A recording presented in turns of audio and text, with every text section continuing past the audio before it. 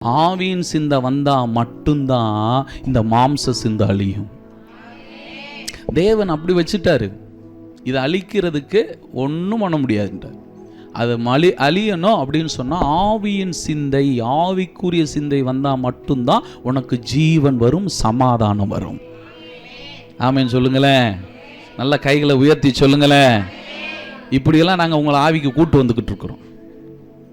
கவனிங்க, பைபிள் ரொம்ப அழகாக சொல்லிருச்சு. ஏன் அது வந்துச்சு? உங்ககிட்ட அனுமதி கேட்காமலாம் வரல, அனுமதி கேட்டுட்டு தான் வந்துச்சு. நீங்கள் அனுமதி கொடுக்காத ஒன்று கூட உங்களுக்கு வராது. அதனால தான் ஆண்டவர் சொன்ன பிசாசுக்கு இடம் கொடுக்காத. இடம் கொடுக்கறது யாரு? என்னங்க? நீங்கள் தான். அப்போ நீங்கள் நான் அப்படிலாம் நீங்கள் உறுதியாக இருந்தால் உள்ளே வராதில்ல. என்னங்க? இப்போ நீங்கள் எந்த நினைவு உள்ளே போகணும், எந்த நினைவை நான் நேர்த்துக்கிற மாட்டேன், எதை எப்படி பார்க்கணுன்றது. இந்த மாம்ச சிந்தையா அது எனக்கு மரணம், அது ஒரு விஷம், ஐயோ அப்போ பாம்பு அப்படின்னு நீங்கள் ஒரு முடிவு எடுத்து வச்சுட்டீங்கன்னு வச்சுக்கோங்க. அந்த நினைவு வந்தால் என்ன செய்வீங்க தெரியுங்களா?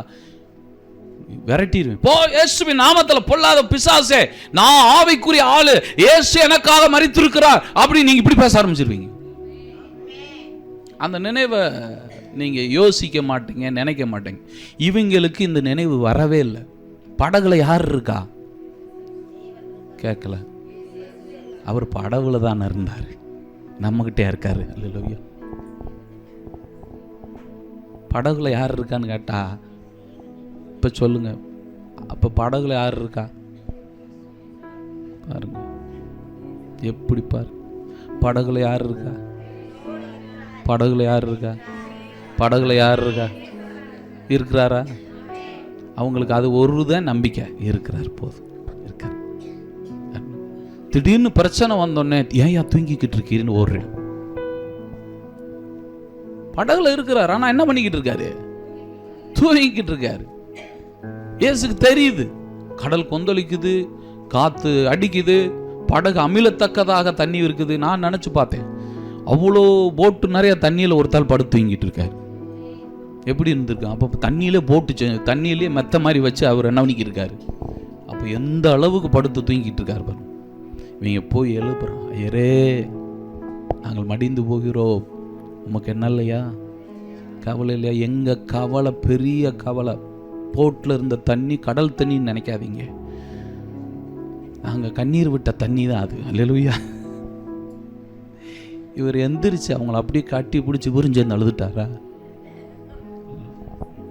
அற்ப விசுவாசிய, ஏன் சந்தேகப்பட்ட, ஏன் பயப்பட்ட, ஏன் இப்படி இருக்கிற கேட்கிறாரு. ஏன் இப்படி இருக்கிற? என்னங்க அது? எதுக்கு இப்படி பேசுனாரு? இவன் என்ன சொன்னா? பிராக்டிக்கலா பேசுறேன். கொந்தளிச்சுக்கிட்டு இருக்குது, தண்ணி முங்குது, சாக போறோம், உமக்கு என்ன இல்லையா? இப்ப இதை நீங்க நார்மலா யோசிச்சு பாருங்க.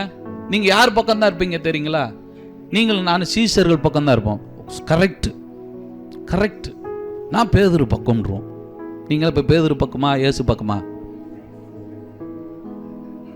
எங்க பார்த்தீங்களா? இங்க இங்க உண்மையா பேசணும். நீங்க யார் பக்கம்? இயேசு பக்கமா? பேதுரு பக்கமா இயேசு பக்கமா? இந்த பக்கம் தான் உண்மையை சொல்றாளுங்க. என்ன பேதுரு பக்கமா?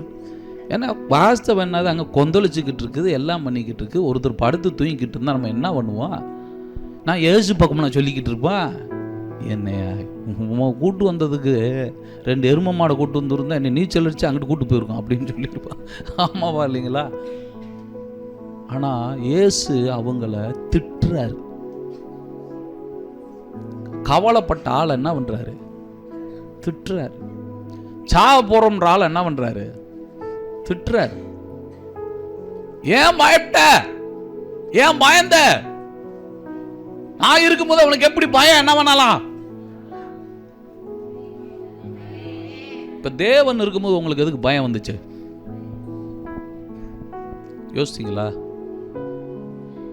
அவர் தானே உங்களுக்கு ஆயுசை கொடுக்குறவர், அவர் தானே சகலத்தையும் பார்த்துக்கிட்டு இருக்கிறவர், சகலம் அவருடைய கண்ட்ரோலில் தானே.